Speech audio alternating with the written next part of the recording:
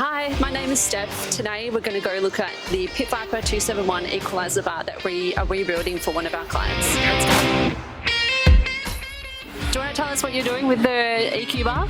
At the moment I'm currently in the middle of rebuilding this Pit Viper Equaliser bar. After a certain amount of hours the boards become elongated and worn, so what we'll do is pack weld them, line bore the Equaliser bar back to OEM spec, and after another inspection I'll send it off to paint. Then our fitters can install brand new bearings ready for final QA. Awesome, thanks. Cool.